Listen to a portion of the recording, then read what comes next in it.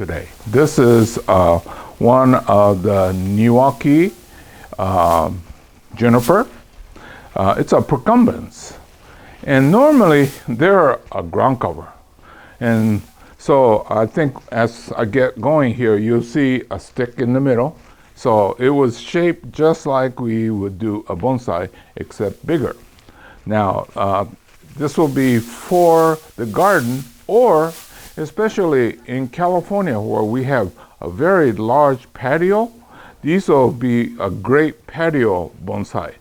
Not necessarily in a traditional bonsai container, but you could even put it in like an oak barrel or something like that, and it'll become a focal point in a garden. Not the garden, but the patio.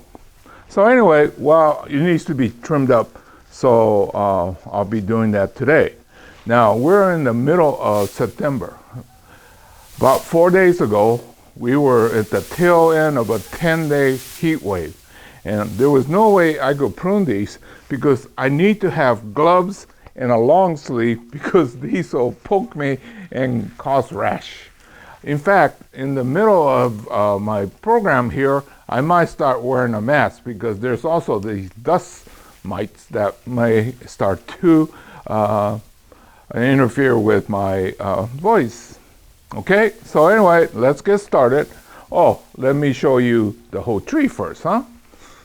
So let's turn this thing around.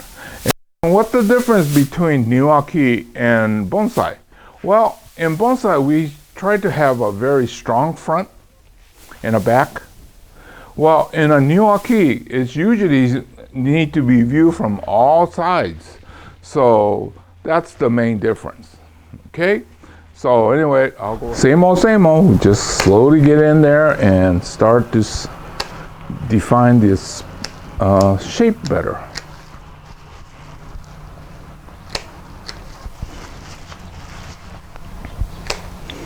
Now, this being fall, I don't think I'm going to cut it back as severely as I would in the spring.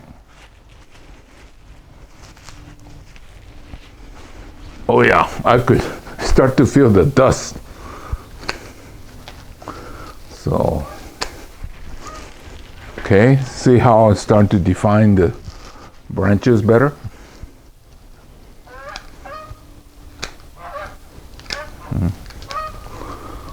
Well, you know, living in this country here, you get all this background music. I think those were geese.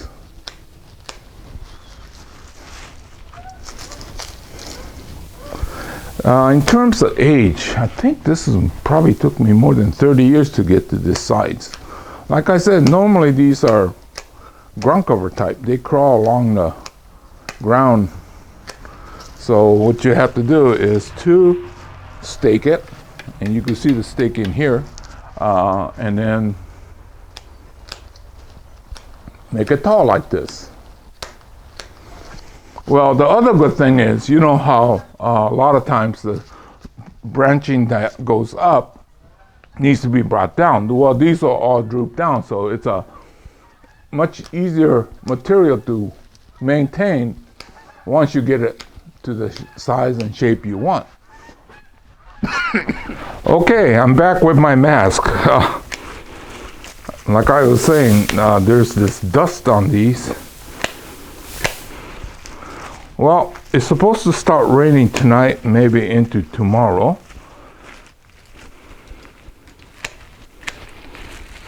Maybe I should have done it after the rain. Yeah, no. I got to do it when I have time. So, basically just cutting these off, right?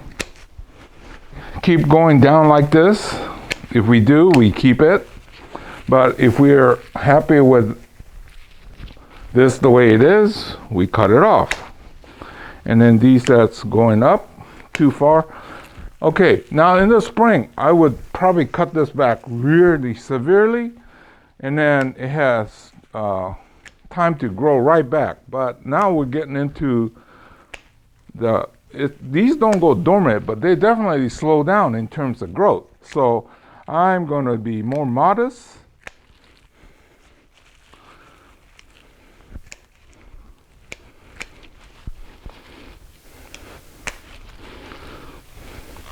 If this was yours, I would say that if you could trim it twice a year, it should be well maintained.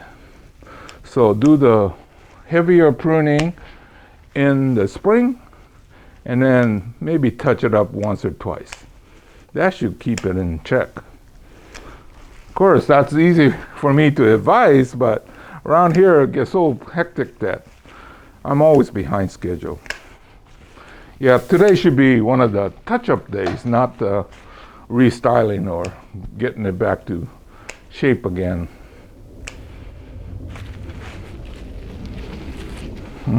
See? So basically, just, oh, look at this. We don't want something like that. Get these a little shorter, right? I hope you're hearing me okay with my mask on. Well, thanks to the pandemic and in my panic buying, I have a lot of masks on hand. I still wear it when I go out and there's people around. Around here, don't have to because I'm in the open, and then most of my customers tend to be on the older side, and most of us have jumped on there as soon as the vaccine was available. We were first in line. In fact, next week we'll be getting our flu shot. So I have not gotten it. Some of my students have,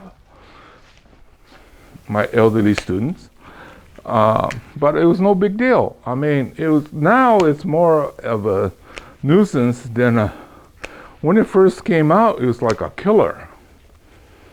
Well, anyway, see, so I'll be working this one here. I could cut it off here and then have a branch, but I think I'm going to try to make it come down like that. I don't know. I have this tendency to like these drop branches, they call it. So I think I'll stay with that. Now, at this point, it goes this way and that way. I think it'll look better going that way, right? And then this becomes a side branch. Just like in bonsai.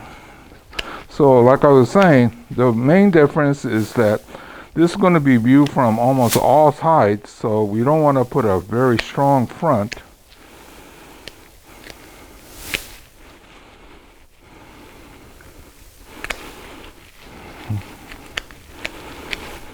Okay.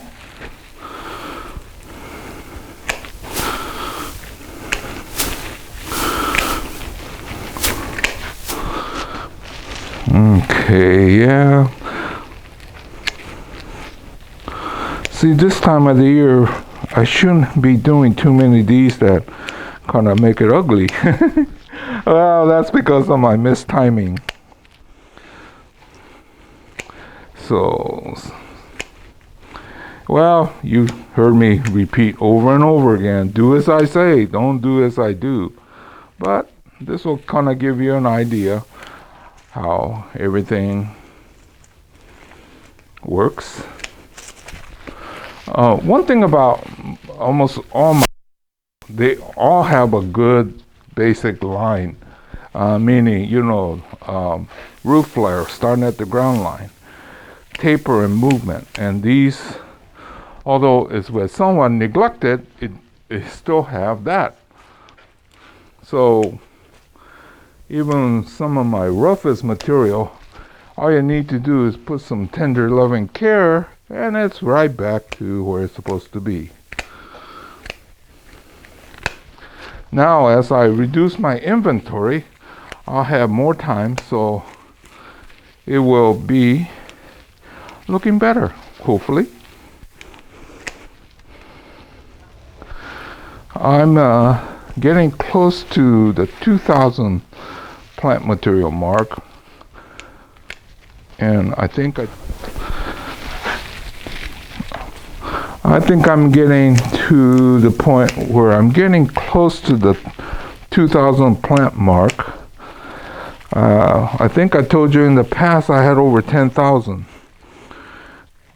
Thinking back, I wonder how I got through. I've always worked alone. This was not one of those that can support employee, not legally at least. So I never had any help.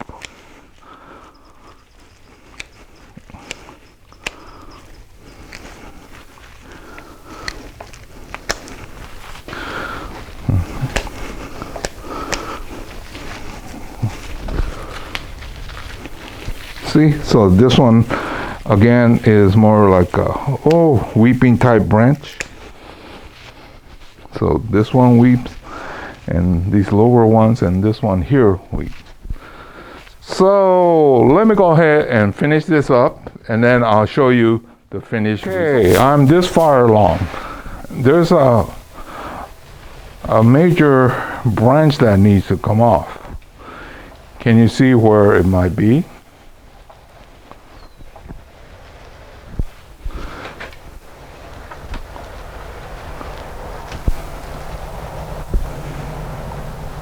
Well, did you figure it out?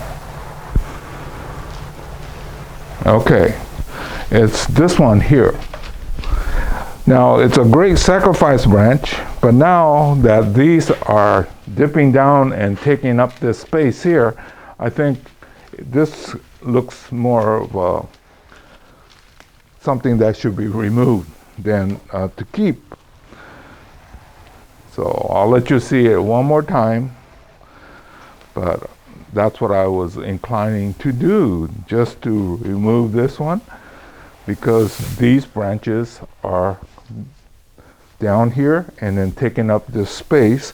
And if I take this off, I think you see the trunk better.